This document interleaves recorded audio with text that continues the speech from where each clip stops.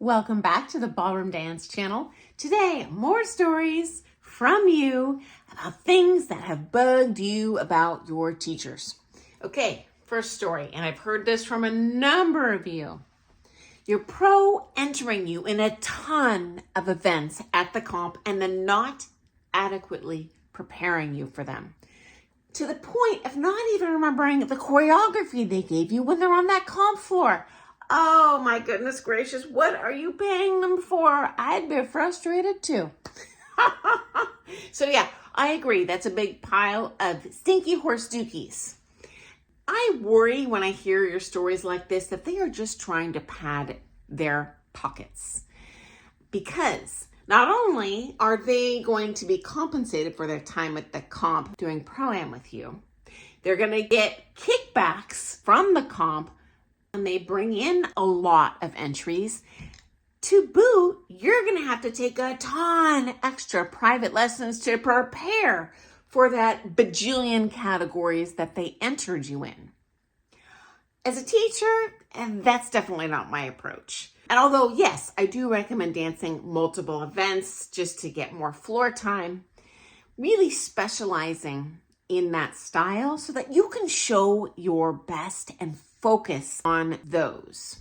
So me and most pros I know, our Grandmaster Evil plan is we want our students to show well on the floor. We want our students to show improvement over the last time that judge saw them dance. We don't just want them to show up. That's not enough. Last time I checked, it's called a competition, not a participation. Next up, pro-am costs a ton of money. So that is a warning bell to me, especially since ballroom dance is a little bit of an addiction. If they encourage your student to do that, the student's going to overextend their budget, both in time, in terms of money, to please the pro, whatever. So the pro manipulates them into spending more than they should, okay? Also, a lot of pros have a lot of gifts artistically, but I have seen many who are horrible with money and finances. It's possible they're not being manipulative intentionally to get more money out of you. They might just not have the common sense to realize that most people responsibly operate their lives within a budget. Okay, next up. Very interesting. Almost every letter I read on this topic stated that the pro made them, meaning the teacher gave them no choice. This is real sus to me, and I have seen teachers locally and across the country have this Svengali-like control over their students. Most teachers are not like this, but I think every town's got a schmuck like this who thinks that they own their students. No one owns you. You are the client. If anything, you own the teacher for that 45 minutes of the lesson, right? So if the teacher makes you think you must do anything, it's not right, it's not normal. I would tell a teacher, hey, I'm not comfortable with this. I don't want to take this many lessons. I don't want to enter this many events.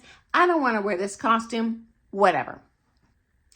Number 3, expecting the student to do everything at once.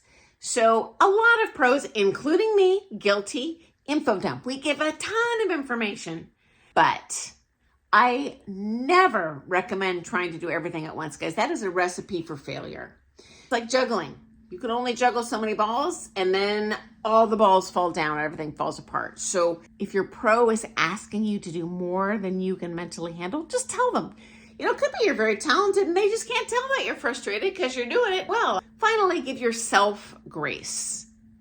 Don't expect yourself to be doing everything at once. Unless the teacher tells you to do everything at once, it could just be that you guys are misperceiving what the pro is telling you to do, because most pros are not going to want to overwhelm you to the point that you're frustrated and you want to leave crying. That's not a good lesson. That's a teacher fail. Also, I notice social teachers tend to focus on diversity, giving lots of patterns, having fun. That's kind of the focus of their lessons.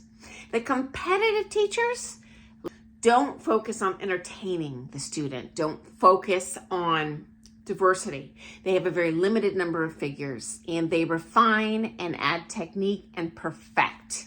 And so if you're in the lesson having this like, this is so frustrating, tell your teacher, hey, I'm frustrated. I want to learn to do this better. Or I'm frustrated. I'm bored stiff.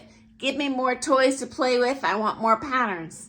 Certainly competitively, you're going to need to aim towards that technically oriented teacher, but socially, you could go either way and be successful. Or if you're just participating in competition, you want to do it at the lower levels. Hey, learn a bunch of figures. You won't dominate the category, but it's most important that you're having fun and not feeling frustrated in your lessons.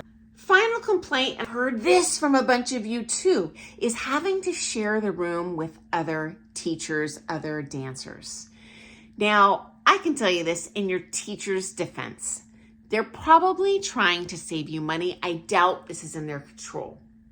For me, I pay out the wazoo high floor fees for the privilege of renting the whole place to myself. And ultimately, that cost is what my students are having to pay for. So that's going to way increase the price of their lessons. So if it's really bugging you, tell your teacher, hey, I'm just having a real hard time learning in this environment, because it might be worth the investment for you to pay more if they can find another place to teach where you are going to get to be queen of the castle in a peaceful, controlled setting where you can hear the instructor, you can play the music. You don't have to worry about someone buzzing the tower and trying to get around people dancing in the middle of the floor. So that's really up to you, and I would articulate your preference to your pro because they do want to please you. Okay, guys, thanks so much for sharing your stories. And again, many of you share the exact same stories. So for those of you that are like, oh, well, hide my identity, I don't want anyone to know. Trust me, none of these stories is a you problem. It's always a many people share the same stories problem. And they're never stories I haven't seen. Okay, I look forward to seeing you soon, guys. Have an awesome, happy day. Bye.